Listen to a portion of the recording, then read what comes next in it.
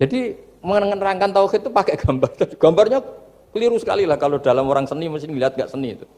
Karena dia nggak butuh gambarnya, butuh mau menjelaskan buat dunia sebanyak ini, buat alam raya sebanyak ini tetap dimulai dari satu titik. Nah, sehingga di sini ada tauhid qul huwallahu ahad, Allahus samad, seterusnya. Dunia ini apapun banyaknya variannya, apapun banyak makhluknya, itu semuanya adalah nisbatul far'i ilal asli. Angka 2 ya cabangnya 1, 1 juta ya cabangnya 1, semua itu dimulai dari 1. Jadi di mana-mana hitungan itu dimulai dari 1. Dan 1 ini harus ada, yaitu Tuhan. Matematika akhirnya malaikat, wah keren juga maksudnya. Keren juga maksudnya. Akhirnya Allah bilang, dan itu didawuhkan juga oleh Rasulullah SAW, tuba liman amana bi walam yaroni. Yang hebat itu imannya orang yang enggak melihat saya. Makanya masyhur itu malaikat ditanya Allah, siapa imannya yang paling kuat? Ya kita, karena melihat engkau langsung ya Allah. Para nabi. Terus tapi yang dari sekian pertanyaan itu jawab sama, yang paling ajaib adalah umat-umat Muhammad di akhir zaman, enggak menangi nabinya, juga enggak pernah lihat surga neraka, tapi iman sama saya. Dan mereka punya cara untuk imannya itu berkualitas sama dengan kamu para malaikat. Ya diantaranya dengan cara logika tadi yang saya utarakan tadi. Am khuliqu min ghairi syai'in am humul khaliqun. Kalau alam raya ini wujud, maka penyebabnya harus sesuatu yang wujud. Masa sesuatu yang enggak wujud menyebabkan yang wujud. Kalau angka 10 ada, 1 juta ada, pasti dimulai angka 1. Makanya nisbatus naini wal arba'ah ila ma la nihayatalaha, itu semuanya nisbatul far'i ilal asli. Semua angka berapapun jumlahnya itu binisbat ilal wahid adalah nisbatul far'i ilal asli. Itu cara-cara, makanya tadi kajian ilmu itu tidak ada habis-habis. Makanya perasaan saya itu kemungkinan orang Islam jadi ateis itu kecil, Pak Fathul Wahid. Saya punya kitab, ini saya ulang lagi, kitab calon wali. Kenapa saya sering cerita wali? Kalau di kampus itu kan orang inginnya ya jadi dekan, jadi rektor, atau jadi menteri lah kira-kira gitu. Kalau di pesantren orang itu cita-citanya satu, ingin jadi wali. Ya, supaya majelis ini barokah, saya tidak perlu cerita dunia kampus. Kalau ceritakan corong Jawa nguyai segoro lah. Bongso keinginan gitu kan tidak selera saya, juga ada dunia saya. Supaya sampai dapat ilmu ya saya cerita dunia. Itu kitab, saya punya kitab calon wali lah kira-kira, atau wali sudah wali top, namanya kitab Tasbidul Fuad, karangannya Sayyid Abdul Haddad. Itu beliau cerita, di antara ceritanya itu unik, kata beliau begini, saya itu tidak khawatir orang Islam jadi murtad, apalagi jadi ateis, karena kalimat la ilaha illallah itu sahlatun qoribah, kalimat yang mudah sekali. Sehingga saya tidak khawatir orang Islam yang ketemu orang ateis, ketemu orang macam-macam. Asal diajari kalimat ini secara benar. Terus beliau cerita, yang saya takut tuh mereka masalah perempuan dan harta. Kalau iman kayaknya enggak. Singkat cerita yaitu di kitab seperti itu. Singkat cerita saya ketemu banyak orang yang kuliah di McGill atau kuliah di Amerika, di Jerman, mungkin di Norwegia, di mana-mana, di Australia. Dan ketemu teman-teman yang di Korea Selatan juga. Mereka itu orang kebanyakan yang nyuwun sewu enggak keluarga kiai, tapi mereka enggak ada yang enggak tetap iman. Ketika saya tanya, kenapa Anda tetap iman? Padahal ada beberapa negara yang lebih stabil, lebih makmur dibanding negara yang mengklaim sebagai negara Islam. Itu cara berpikir ya sederhana. Enggak lah Gus, kayaknya kok Tuhan kok ada tanggal lahirnya? Enggak lah, kayaknya yang namanya Tuhan tuh ya awal lah. Masa pencipta langit bumi dituhani orang yang lahirnya di bumi, kayak enggak lah kayaknya. Jadi ya berpikir sederhana. Padahal ya kurang ajarnya Masya Allah.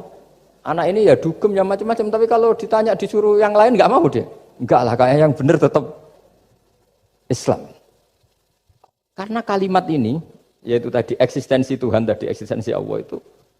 La ilaha illallah itu kalimatun sahlah, kalimatun qoribah. Kalimah yang begitu mudah difahami. Kenapa mudah difahami? Misalnya kita ngaji. Tuhan itu siapa? Yang menciptakan langit dan bumi. Dengan misalnya perbandingan Tuhan itu siapa? Yang lahir di bumi tahun sekian. Enak mana cara kita menerima itu? Kan keren yang menciptakan langit dan bumi. Tuhan itu siapa? Yang ada sebelum langit dan bumi. Dengan misalnya Tuhan adalah yang lahir di bumi. Keren mana? Nah, bayangkan kalau kita punya Tuhan Fir'aun. Sudah mati jadi tontonan kan terus gak keren maksudnya punya Tuhan kok seperti itu. Nah ini yang katanya Syekh Abdul Haddad. kalimat ini sahlatun qaribah. Sehingga kalimat ini pula yang kita dilatih la ilaha illallah kalimatu haqqin 'alaiha nahya wa 'alaiha namut wa 'alaiha nub'ats atau wa biha nub'atsu insyaallah taala minal aminin. Nah, saya sebetulnya tadi datang itu tidak ingin menjelaskan ini, tapi tadi kata Pak Fathul Wahid, ilmu itu kalau dikaji tambah hari tambah mudah, karena perangkat untuk menemukan bulan itu misalnya nggak rata itu gampang sekali. Pakai teori pemandangan ya bisa, pakai teori gambar juga bisa. Kalau teori pemandangan tadi, kalau kita bisa melihat mobil 2 meter masih kelihatan 2 meter, itu dengan jarak berapa masih orisinil seperti itu. Tambah jauh, tambah tidak kelihatan, tambah jauh, tambah. Nah ternyata setelah 5 kilo misalnya tidak kelihatan. Berarti untuk jumlah 2 meter hilang per 5 kilo. Nah berarti kalau bulan masih kelihatan segitu, berarti jarak kita dan bulan kira-kira sekian ribu kilo. Itu bisa dihitung, itu tanpa teknologi. Makanya sebetulnya teknologi itu nyumbang itu nggak sampai 30%. Yang paling banyak ya sains tadi, pengetahuan itu yang kayak tadi orang menemukan pesawat, itu kontribusi terbesar tetap pengetahuan. Misalnya pesawat dari bahan ini kalau kecepatan sekian kena angin pecah enggak? Tetap pengetahuan yang menopang itu. Teknologi kan paling mengantar supaya pesawat kecepatan sekian didorong mesin sekian dengan apa begitu. Nah, pesantren seperti kita ya, saya ini dididik Mbah Mun, dididik bapak saya, buyut-buyut saya, kiai. Itu sekali alim, yang alim betulan, itu ya alim betul. Ya karena memang yang repot nih sewu yang agak-agak dukun itu ya ribet itu. Penting rambutnya gondrong, terus terkenal gak pernah mandi, terus nanti ada orang tertentu tertarik minta doa, ini yang ribet ini, susah ini sertifikasinya susah ini karena. Tapi kalau kita ini di pesantren yang coro sertifikasinya jelas. Jadi berani jadi Gus harus bisa baca Mu'in gitu, berani jadi Kiai harus bisa baca Wahab. Aturan mainnya jelas kalau di ini. Yang repot tuh yang sebagian itu aturan mainnya tidak jelas. Terus promosinya itu pernah datangi menteri loh, pernah datangi, wah ya ribet kalau ukuran keren tuh didatangi apa? Menteri atau pejabat. Saya teruskan ya, karena ilmu itu harus menyelamatkan kita sampai di depan Allah Subhanahu wa Ta'ala. Nah, ketika kita menyifati Allah itu az-zahir, zat yang begitu jelas. Itu kalau kita kan kok begitu jelas padahal nggak bisa dilihat, terus kita sendiri tidak pernah melihat. Tapi eksistensi Tuhan sebagai Tuhan, yaitu al-wajibil wujud, itu jelas sekali karena nggak mungkin sesuatu yang wujud diciptakan oleh yang tidak wujud. Kenapa harus awal? Masa pencipta datangnya terlambat? Terus juga harus bakok itu abadi atau al-akhir kalau dalam bahasa Quran. Masa zat yang superior kemudian kalah sama yang diciptakan? Berarti nanti ada kekuatan besar yang mengalahkan Tuhan. Ya kan ya aneh, kekuatan ini dalam kendalinya kemudian Allah kalah kan tidak mungkin. Makanya disebut al-akhir. Allah pasti tidak ada yang mengalahkan. Terus diantaranya lagi disebut qiyamuhu binafsihi. Kalau dalam bahasa Quran disebut al-qayyum. Zat yang berdiri sendiri.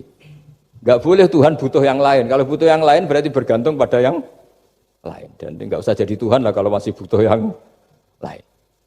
Sehingga karena kekuatan ini, saya ulang lagi, karena kekuatan ini, ketika anak-anak mahasiswa kuliah di Jerman atau di Swiss, di negara-negara yang lebih bahagia ketimbang negara yang mayoritas Muslim, itu mungkin mereka tertarik sama sistem negara itu karena ada jaminan sosial ini.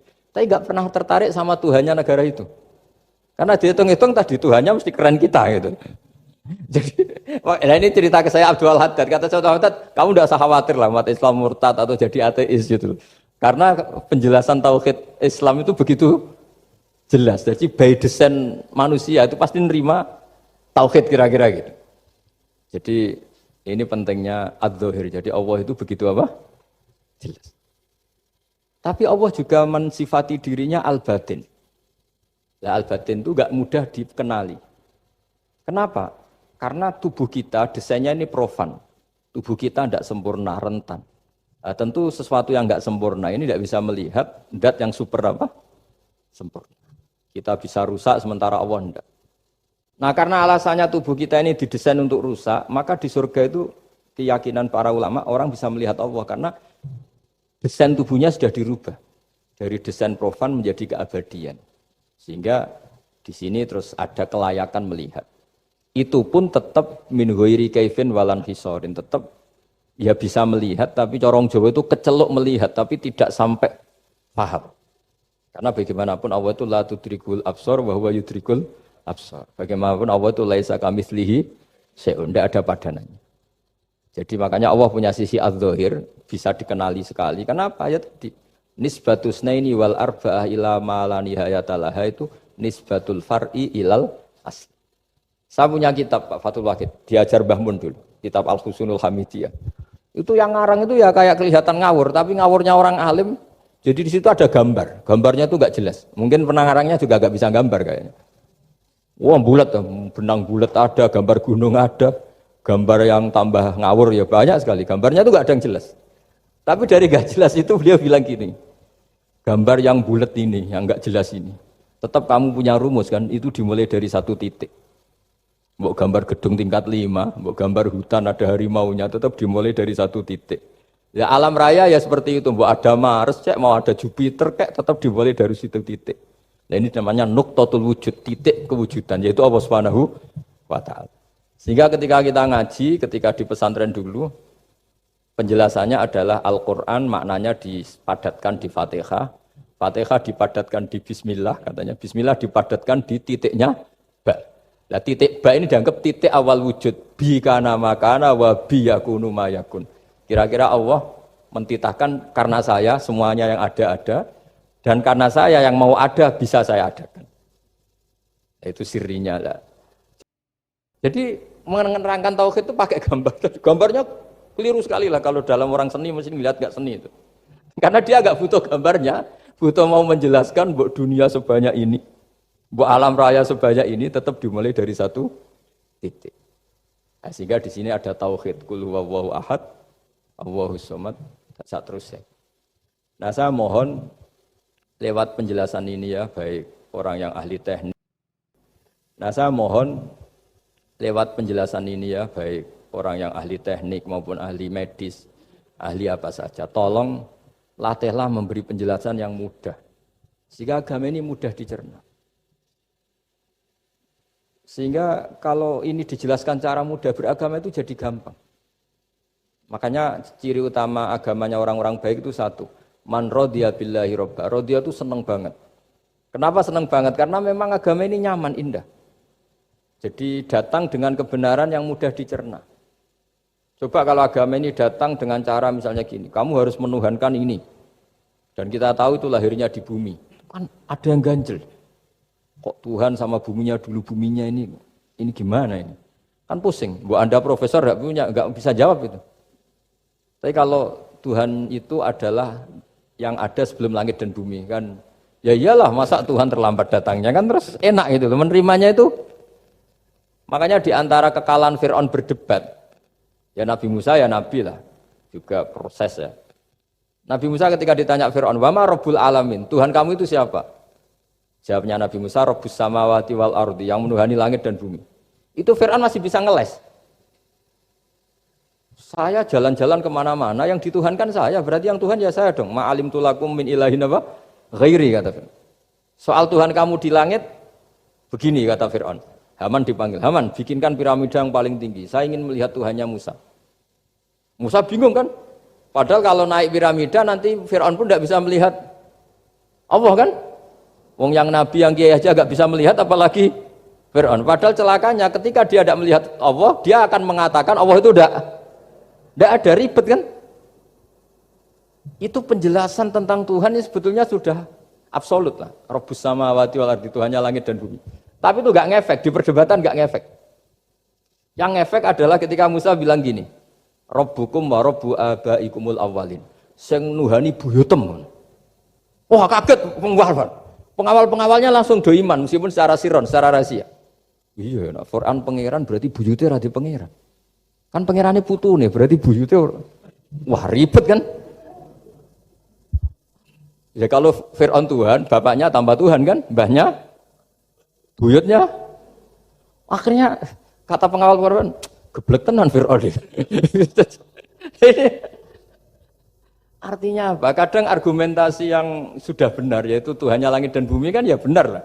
Tapi itu tidak ngefek, di perdebatan tidak ngefek. Yang ngefek adalah ketika Rabbukum wa rabbu abaikumul awwalin, yang nuhani nenek moyang kamu. Orang mulai mikir kalau Fir'aun itu Tuhan, lalu nenek moyangnya Tuhannya siapa? Jadi ini seninya, makanya di antara syarat Nabi, jadi Nabi itu sidik, amanat, tabligh, fatona. Fatona itu ada kecerdasan. Dulu Nabi ya sering dibully, jangan kira Nabi itu enggak sering dibully, sering juga Pak Rektor. Jadi ada unta itu kena kudis. Kudis itu ya jenis penyakit menular lah. Nabi dengan teori tawakalnya, Nabi itu punya dua teori, kadang pakai teori tawakalnya, kadang pakai teori preventif. Makanya Nabi pernah ngendikan kalau ada penyakit menular di situ, kamu jangan di situ. Itu pakai teori preventif. Tapi kadang Nabi pakai teori tawakal. Nabi menghentikan la adwa wala tiaratan. Tidak ada penyakit menular. Terus orang-orang yang ya usil lah kira-kira gitu. Ada unta kena kudis dijejerkan yang waras. Ternyata yang waras ikut kudisen lah, ikut sakit. Senang orang ini. Ya Rasulullah ini saya jejerkan ternyata yang enggak tertular jadi tertular. Padahal engkau bilang enggak ada penyakit menular. Nabi jawabnya lucu. Faman a'dal awwalah. Kalau yang pertama ini tertular siapa? Dia dikira Nabi itu kalah karena melihat unta yang kedua. Ternyata Nabi enggak, ketika dipanggil ya Rasulullah ini unta agak gudikan, tak jajarkan yang kudisen, ternyata ikut kudisen. Berarti penyakit itu menular. Tapi Nabi jawabannya faman a'dal awwal. Lalu yang kena penyakit pertama tertular oleh siapa? Wah itu asli dari Allah. Ya maksud saya seperti itu kata Nabi. Nah itu yang dikatakan fatona. Jadi Nabi itu harus punya sifat apa? Fatona. Karena dengan kecerdasan itu Nabi bisa berargumentasi. Kayak tadi, ketika Fir'aun dikatakan Allah yang menuhani langit dan bumi, Fir'aun masih mengklaim dia Tuhan. Karena di mana-mana dia dituhankan. Tapi ketika diingatkan bahwa kamu anak seorang manusia, punya bapak, punya kakek, punya buyut, punya canggah kalau bahasa Jawa. Lalu kalau kamu yang Tuhan, dan Tuhan dimulai Anda, lalu mbah-mbah kamu Tuhannya siapa? Gak bisa jawab kan? Akhirnya banyak punggawa yang saat itu iman. Jadi iman itu bisa menghunjam kepada siapa saja termasuk yang orang-orang topnya Fir'aun. Sehingga ketika Fir'aun rapat Musa harus dibunuh besok, tangkap besok. Sebagian mereka itu membocorkan informasi itu. Datang ke Musa, tadi malam kita ikut rapat, keputusannya Anda dibunuh, maka larilah kamu. Itu barokahnya iman. Artinya ya karena logika Musa lebih masuk akal ya mereka lebih percaya sama Musa. Tapi gara-gara profesi ya tetap kerja lain yang mulai ribet dunia. Ya mulai ribet. Ya mulai ribet jadi. Makanya kamu jangan tanya kaifa hukmul mukmin sing yukhfi imanahu. Bagaimana hukumnya orang mukmin yang menyembunyikan imannya demi aman. Ya tidak usah kamu jawab. Kalau kamu jawab boleh ini kok kayak pecundang. Kalau kamu jawab haram pernah terjadi itu. Wa qala rajulun mu'minum min ali fir'auna yaktumu imana. Ini khazanah ya, jadi saya mohon mengkaji Islam itu harus dengan sisi-sisi yang bisa difahami orang pinter juga orang bodoh. Kata Imam Ghazali banyak itu, karena hadatin itu harus difahami orang pinter juga orang bodoh. Terus contoh yang paling populer tentu sering saya utarakan masalah iddah. Iddahnya orang terceraikan itu 3 kali masa suci. Kalau menurut Abu Hanifah 3 kali masa haid. Orang pintar tahulah kalau perempuan sedang haid, menstruasi pasti sedang tidak hamil. Sehingga kalau dia sudah haid 3 kali ada kepastian tidak hamil. Kalau tidak hamil artinya apa? Enggak ada sperma dari zaut awal, suami pertama yang jadi anak dia. Padahal tujuan iddah adalah nanti kalau di hubungan suami istri sama suami kedua, jelas anaknya suami kedua. Tapi kalau andai kan tidak ada iddah kan malam hubungan suami istri, pagi bentrok cerai, terus kawin. Kumpul suami istri lagi, terus nanti anaknya itu anaknya siapa? Kan nggak jelas. Kalau sampean bisa klaim lewat DNA juga mungkin secara ilmu objektif Pak Rektor. Masalahnya juga bisa disuap kan? Saya sering dibantah orang-orang itu. Wah Gus DNA itu otoritatif karena gini-gini nggak mungkin bohong kamu. Ya DNA-nya nggak bohong, pegawainya bisa disuap kan? Kayak nggak tahu manusia apa nggak tahu Indonesia nggak tahu terus. Itu yang sensitif itu yang mulai wilayah sensitif itu. Kayak tahu manusia apa kayak tahu Indonesia? Manusia aja ya sudah. Berarti Anda sangat nasionalis. Jadi ribet kan? Maka dianjurkan ada iddah. Dengan iddah selesai berarti benar-benar perempuan ini baru atur rohmi, rahimnya steril dari unsur mani zaut awal. Dan kalau 3 kali masa suci itu artinya apa? Kira-kira 3 bulan. Kira-kira ya. Wal mutallaqatu yatarabbasna bi anfusina salah satu apa? Quru. Pertanyaannya kalau 3 bulan, andai kan tidak pakai teori ilmiah, menstruasi itu sudah teori ilmiah. Ada yang tanya ke saya, Gus kenapa harus sampai 3 kali, padahal menstruasi pertama pasti sudah ada hamil. Saya jawab, menstruasi pertama itu namanya keluar darah. Nggak ada jaminan kalau itu haid, bisa saja keluar darah karena kaget, karena kecelakaan, karena apa. Sehingga kalau misalnya perempuan diceraikan, Gus saya sudah haid. Yang jamin kalau itu haid siapa? Maksudnya keluar darah dengan makna tidak hamil. Bisa saja keluar darah kali ini faktor kaget ya, atau faktor kecelakaan. Tapi kalau sampai 3 bulan, karena per bulan haid sekali, itu meskipun haidnya keliru. Haid keliru itu misalnya sebetulnya itu enggak darah haid, tapi darah penyakit, istiqatoh. Kan tetap kelihatan, masa 3 bulan enggak bleeding Joro Jawa? Kan mesti bentuknya tubuh sudah berubah. Artinya kata ulama-ulama, agama ini nggak bisa hanya mengacu ilmu. Kalau mengacu ilmu haid sekali sudah cukup. Tapi kenapa harus 3 kali? Karena 3 kali orang awam tahu semua kalau itu sedang hamil atau tidak hamil. 3 bulan dari dicerai kan kelihatan kalau hamil ya bentuk tubuhnya sudah rubah. Kalau enggak, intinya agama ini harus agama yang mudah difahami orang pinter juga difahami orang yang tidak pinter. Kayak tadi bulan tadi. Saya juga gak ngira kalau orang goblok jadi pinter itu. Jadi ini cerita ya. Jadi supaya kita meskipun di lembaga kampus, di lembaga modern, jangan lupa tradisi-tradisi kebodohan ya diabadikan lah kira-kira itu. Karena bodoh kadang ya penting. Makanya kalau cerita di dunia wali itu kacau. Anda boleh gak nerima cerita ini, tapi Anda harus percaya kalau kekuasaan Allah itu tidak terbatas. Kenapa orang Madura begitu mencintai kiai? Sebetulnya niatnya ya agak baik, tapi ya nggak baik tapi baik. Ada santri itu Madura, dia saking percaya sama kiai itu ya khidmah, bikin teh, masakan kiai, mijitin kiai, pokoknya waktunya diberikan semua untuk kiai. Dan dia nggak pernah ikut ujian, apalagi ujian kelulusan disertasi dokter nggak pernah. Kalau sekolah nggak pernah ikut ujian. Sudah ya saya ridho jadi orang bodoh, sementing ikut jenengan. Suatu saat orang ini mati. Kiainya tuh pusing, waduh mati. Ini di dalam alam mimpi itu, kamu boleh gak percaya, nggak wajib percaya memang. Ini kan ada akidah, jadi tidak wajib percaya. Ditanya sama malaikat, Marabbuka, Tuhan kamu siapa? Jawabannya lucu, malaikat kamu itu gimana? Di mana-mana tanya sama orang pinter, orang bodoh kok kamu tanya? Pusing kan malaikatnya. Di mana-mana namanya tanya, itu ya sama orang pinter. Masa orang bodoh ditanya? Yang bener aja kamu. Makanya bodoh ini ya senjata, makanya ini kita kalau pinter ya alhamdulillah, kalau bodoh ya alhamdulillah. Karena bodoh itu penting. Kalau negara ini tidak makmur, yang disalahkan mesti para rektor. Gunanya apa ada rektor kalau nggak solusi bagi bangsa ini? Orang bodoh pasti nggak disalahkan kan? Nanti kalau ada hisab, kenapa Indonesia carut marut? Yang dipanggil Allah itu menteri, rektor, pasti itu. Apa kontribusi Anda sebagai orang pinter, sebagai profesor, sebagai orang bodoh aman? Santai, nggak kena panggilan kan? Karena Anda harus bertanggung jawab. Akhirnya terus malaikat tanya, lalu yang pinter siapa? Yang di atas itu, kiainya yang nalkin itu, yang di atas itu. Walhasil kiainya itu karena wali itu dengar. Ya wele cung bodoh kok terus nganti wis mati. bodoh kok kamu bawa sampai mati. Jadi kadang orang bodoh itu ya pinter tadi, malaikat tuh kamu tuh gimana? Di mana-mana tanya itu ya sama orang pinter. Orang bodoh kok kamu ya, ribet kan kalau sudah ketemu seperti itu. Nah, Nabi juga sering ngalami dialek sama orang bodoh.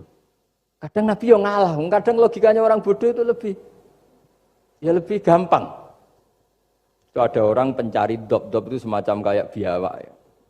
Tapi tidak biawak, kayak semacam biawak. Ketemu Nabi, kamu tahu kalau saya ini Rasulullah? Tidak tahu ya. Ya kamu harus iman kalau saya ini Rasulullah. Hatta yu'mina laka hadad dob. Ya kalau hewan ini iman sama kamu ya saya iman. Ribet kan ukurannya itu. Waduh, untung Nabi betul. Terus Nabi tanya, Dob, kamu tahu kalau saya Rasulullah? Terus Dobnya saat itu bisa bicara, asyhadu annaka Rasulullah, terus baru iman. Imannya tanya, kenapa kamu iman sama Rasulullah? Hewan aja tahu kalau dia Nabi, apalagi manusia. Sehingga di masyhur itu di acara-acara kita kalau wadhabbu wal ghazalah yasyadani laka bir risalah itu wadhabbu wal ghazalah yasyadani laka bir risalah. Sehingga nah, kekeliruan kita, saya sering ngomong di mana-mana, matur di mana-mana. Masyarakat Indonesia mayoritasnya tetap yang enggak pinter. Orang Islam mayoritas yang enggak pinter.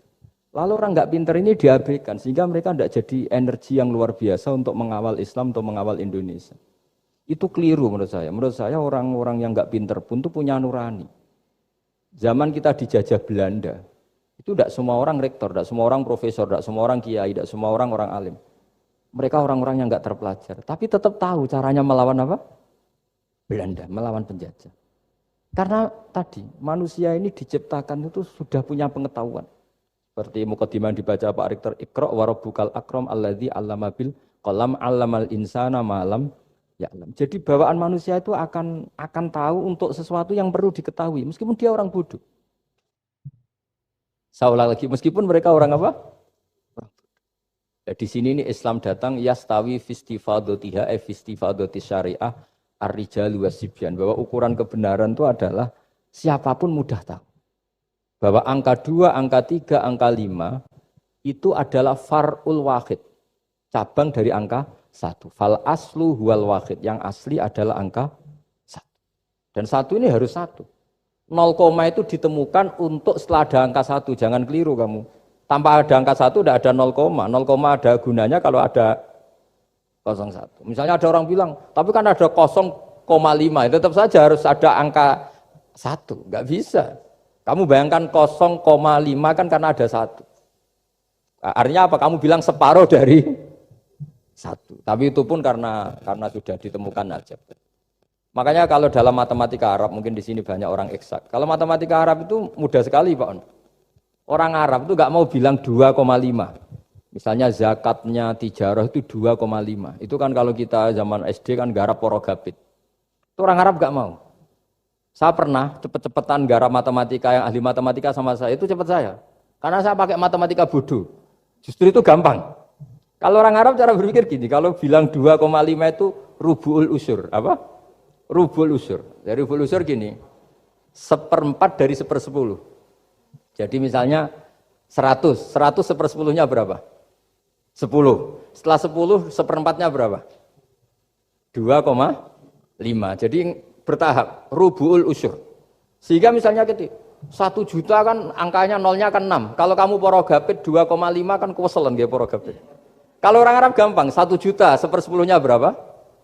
100. 1/4-nya 25. Berarti 2,5-nya 1 juta 25.000. Orang Arab bilangnya rubu'ul usur. 1/4 dari 1/10. Jadi di 1/10-kan dulu baru di 1/4. Jadi lebih cepat. Sampai pakarnya tanya, Gus kok bisa gini? Wah, aku anak kiai ngawur. Saya ini, makanya banyak orang pesantren itu pintar matematika. Sebetulnya matematika yang model, ya sebenarnya kayak agak model bodoh itu. Tapi itu gampang, orang awam gampang. Kalau kita kan enggak, misalnya zakatnya zuru, zakatnya tanaman itu 1/10 atau 1/20. Kalau orang Arab enggak mau 1/10 atau 1/20. Berarti kalau 100 ton atau 100 pintal berarti berapa? 10 atau 5 kan? 1/10-nya 100 berapa? 10. Kalau 1/20-nya 5. Kalau hitung-hitungan di fikih zakat orang modern kan 1/10 atau 1/20. Kalau orang Arab nggak mau bilang gitu. Zakatnya zuru itu al-usur 1/10. Berarti per 100 ton misalnya 10. Atau nisful usur, separuh dari 1/10. Jadi nggak mau bilang 1/20. Usur atau nisful usur. Gampang mana coba? Ya kan, usurnya kan 10. Kalau nisful usur 5 atau 1/20. Daripada gawe porogapit, seruat. Jadi kita ini yang kelihatan goblok matematikanya ya pinter juga gitu. Meskipun ya tetap goblok karena tidak nekuni gitu. Sehingga di pondok itu ya dulu diajarkan faraid, falak itu ya gampang sekali karena memang hitungan Arab gitu. Kalau bilang 2/3 itu sulusani apa? Jadi 6. 2/3-nya 6 berapa? 6 Sulusnya berapa? Sepertiganya? 2. Nah, sepertiga itu sepertiga 2 kali. Berarti berapa? 4. Ya, 6. Itu 2/3-nya kan? Pokoknya bahasa Arabnya sulusan. Kalau orang terjemahnya berapa? 2 kali sepertiga, Pak. 2/3. Sulusan itu 2/3. Nah, itu kalau orang Arab bilang enggak 2/3, sulusani. Sepertiga 2 kali. Jadi 6 di sepertiga dulu 2. Nah 2 itu 2 kali. Berarti berapa? 4. Jadi itu. Nah Quran itu ya kira-kira gitu. Jadi kelihatannya goblok, tapi itu pinter gitu. Yang porogabet kelihatannya pinter, tapi tidak pinter. Ukuran orang pinter yang mempermudah yang sulit. Jangan mempersulit yang mudah kan itu. Makanya saya bilang ini yang pinter yang mana itu. Nah, saya kembali lagi ke tadi. Jadi agama ini datang dengan sebegitu mudah. Sampai matematika yang katanya sulit, itu matematika Islam itu mudah sekali. Karena tadi, misalnya kalau 1 miliar zakatnya 2,5% berapa? Kan pusing kan? Tapi kalau kamu pakai teori rubul usur 1 miliar, usurnya 100 juta. Seperempatnya 25 juta. Berarti per 1 miliar. Gampang mana coba sama ngomong itu? Nanti ada yang nyeleduk gampang kalkulator Gus. Ya ribet lagi kan kalau kalkulatornya pas hilang. Atau pas dipakai anaknya belajar daring, ribet kan HP-nya. Jadi ini cerita ya. Jadi seperti yang dikatakan Pak Rekro tadi, sebetulnya ciri utama ilmuwan atau ulama atau profesor atau doktor itu usahakanlah yang mudah itu, yang sulit itu menjadi apa? Mudah. Yuridu wa bikumul yusra wa la yuridu bikumul usra. Sehingga kata Imam Alamudi, dia menjadi wali besar itu justru karena belajar tauhid. Yang dari belajar matematika tadi, dari matematika, dia tahu bahwa angka berapapun jumlahnya itu binisbat ilal wahid, itu semuanya nisbatul far'i ilal asli. Semua itu cabang dari satu. Alam ini kayak apa besarnya, apa Mars, ada Jupiter, tetap semuanya nisbatnya ke Allah adalah nisbatul far'i ilal asli. Semua itu diciptakan oleh pokok yang satu, yaitu Allah Subhanahu wa ta'ala. Saya kira demikian. Assalamualaikum warahmatullahi wabarakatuh. Disampaikan terima kasih wa jazakumullahu khairan. Ibu Bapak yang kami hormati, acara selanjutnya adalah sesi tanya jawab. Di sini kami akan membuka 3 penanya, baik dari daring maupun luring. Namun di sini saya akan mohon izin Ustadz, ada titipan dari dosen UI, namun saya sampaikan di akhir nanti. Akan kami buka 2 penanya dari daring dan 1 dari luring. Mungkin dari Ibu Bapak ada yang ingin bertanya? 1, 2, oh baik.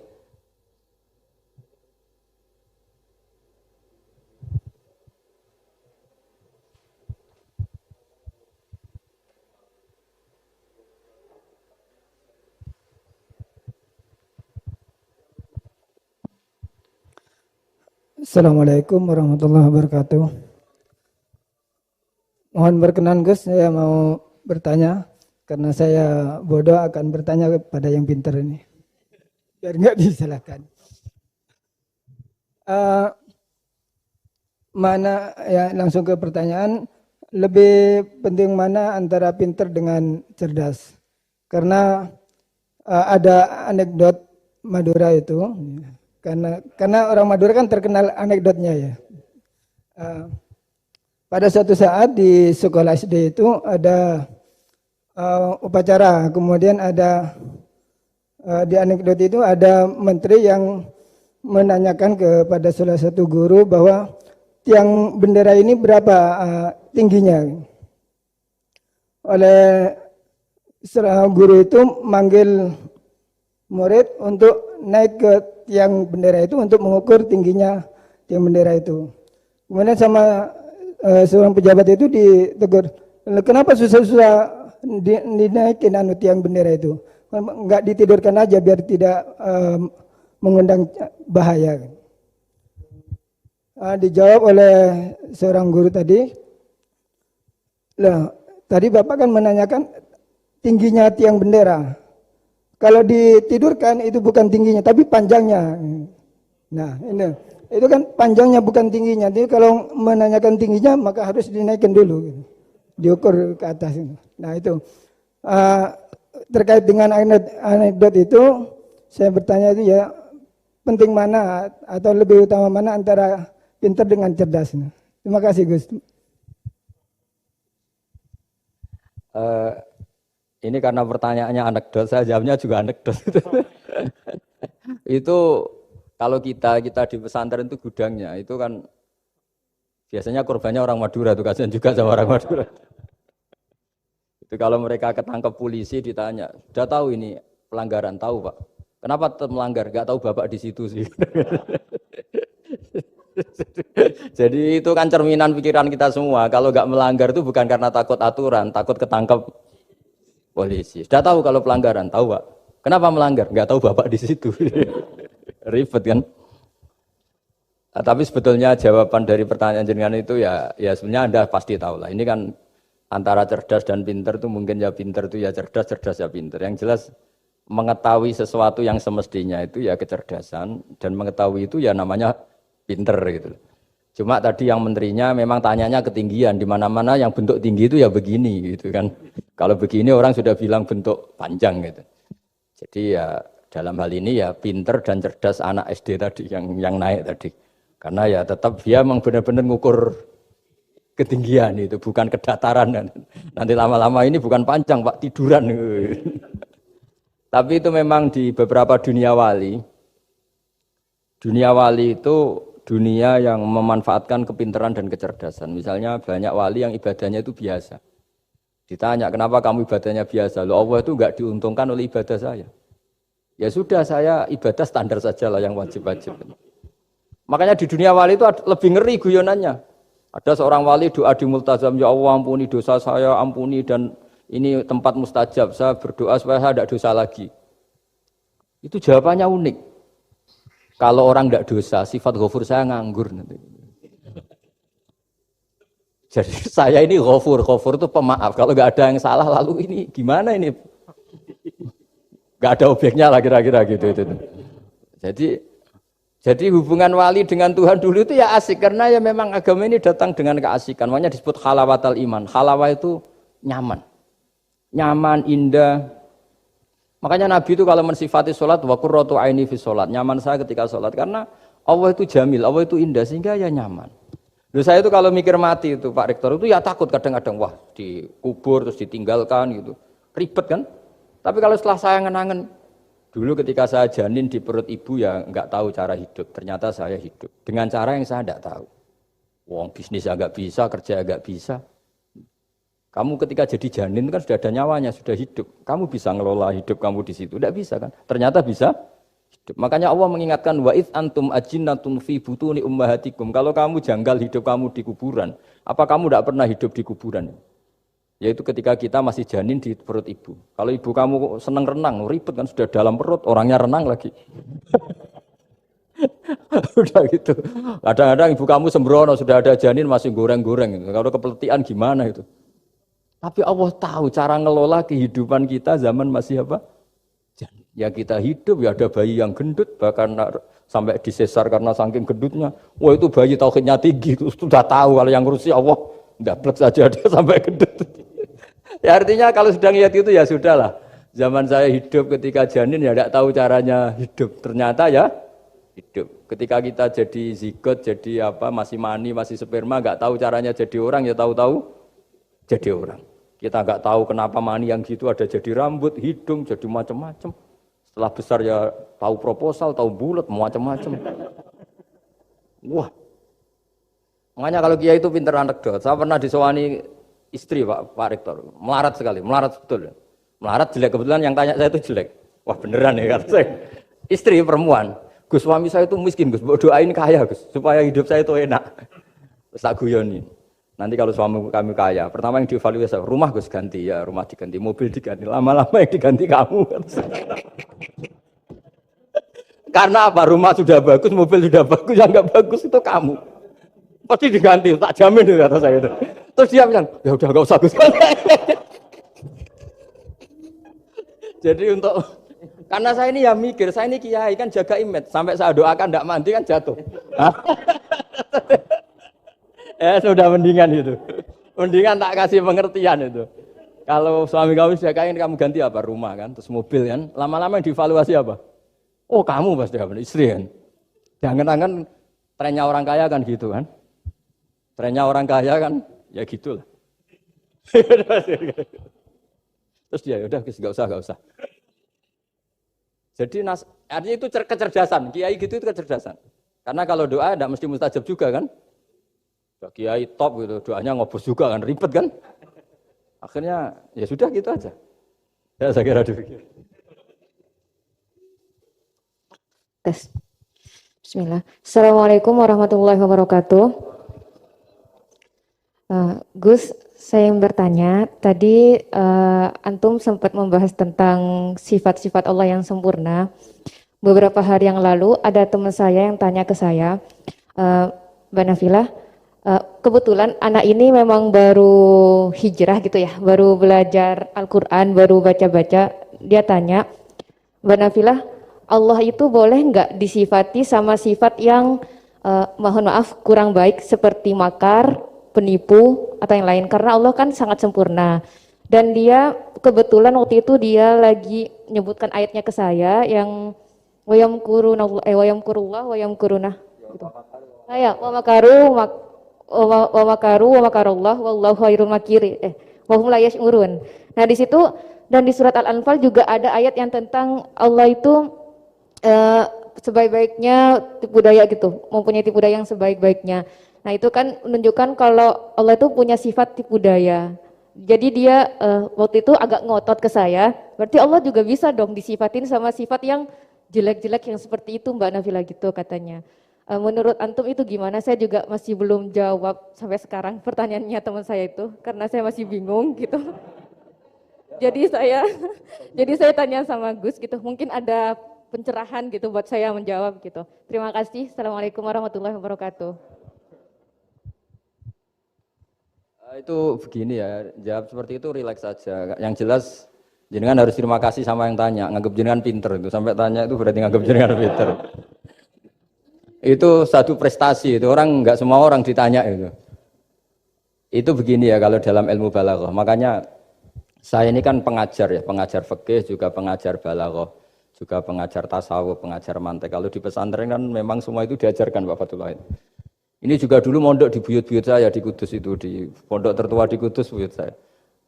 Makanya hormat saya itu bukan karena beliau punya etika, memang aturannya harus hormat gitu. Saya juga harus hormat beliau karena beliau rektor, ya sudahlah saling menghormati.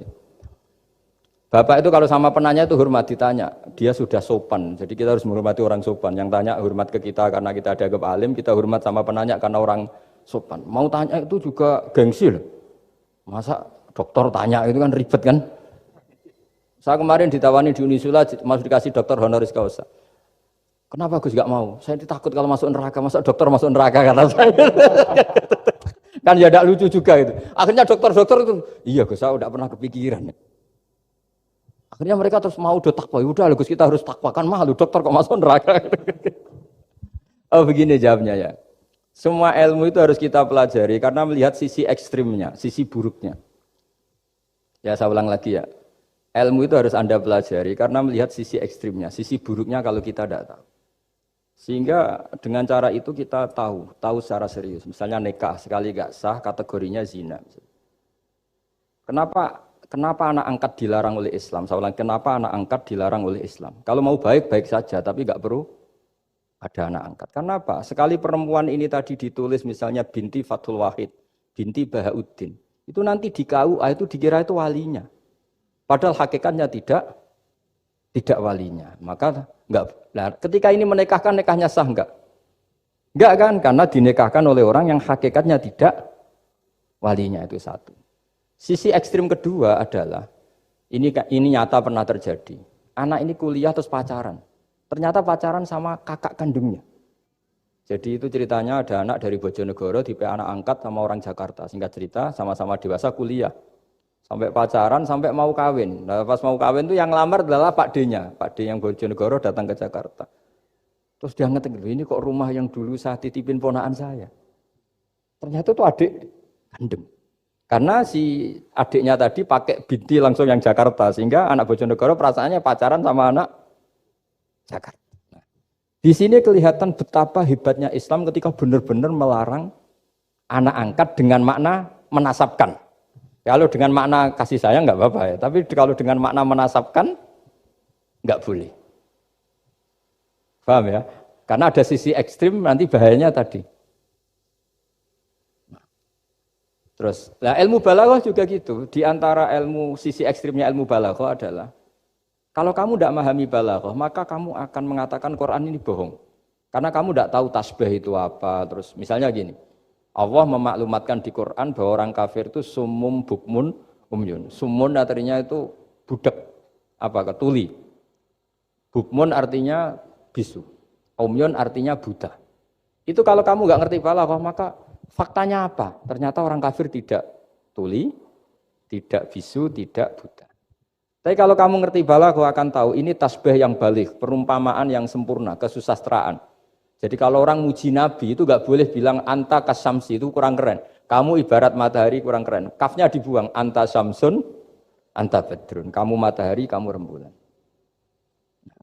Kalau orang sedang pacaran itu kalau bilang kamu ibarat bunga, itu kurang keren. Wah kamu ya bunga saya itu kan terus keren kayak. Nah itu balaghah. Nah di antara balaghah itu ada namanya wal ityan bil kalimah lil musyakalah. Jadi mendatangkan kalimat bukan dengan makna semestinya tapi lil musyakalah. Musyakalah itu perimbangan. Wa makaru wa makarawah. Mereka bermakar dengan tipu daya. Wa makarawah dan Allah pun melakukan itu. Berarti Allah menipu daya mereka. Ya enggak. Kalau dilakukan orang baik itu namanya kecerdasan. Tapi kalau dilakukan orang dolim itu namanya tipu daya. Jadi misalnya gini, ada orang bikin alarm supaya maling itu terdeteksi atau pakai CCTV. Itu namanya kecerdasan. Tapi kalau maling pakai CCTV untuk kalau nyolong ngerti pergerakan yang punya rumah. Jadi sama-sama melakukan itu tapi beda. Sama mati juga gitu. Ketika kita pecundang, matinya mati sangit gitu. Tapi ketika kita pahlawan, matinya mati syahid. Artinya ya sama-sama mati. Nah, di balaghah itu ada istilah musyakalah. Musyakalah itu, ayat itu sebenarnya banyak, Mbak. Ada yukhadi'una Allaha wa huwa khadi'uhum. Wa yamkuruna wa yamkuruwah. Wa makaru itu banyak. Jadi di antara sisi yang harus kita pelajari dari ilmu balaghah adalah kalimat itu banyak yang tidak semestinya. Ya tadi, misalnya kita bilang, coba kamu jalan dulu. Kalau kita bawa mobil, maksudnya mobil itu jalan, kita duduk. Tapi kalimatnya tetap, sudah kamu jalan dulu. Mau naik mobil kok dibilang jalan. Jadi berdiri juga gitu. Ya yuhal muddathir kum fa'angzir. Kum berdirilah kamu. Berdiri maknanya mengurus sesuatu yang serius. Itu orang Arab bilang berdiri. Sehingga disebut wayuki munas sholat. Dan mereka mendirikan sholat. Apa semua sholat itu bentuknya berdiri? Nah, nuruti cangkem elek kan protes ya? Makanya begitu juga sholat. Sholat itu harus menghadap kiblat.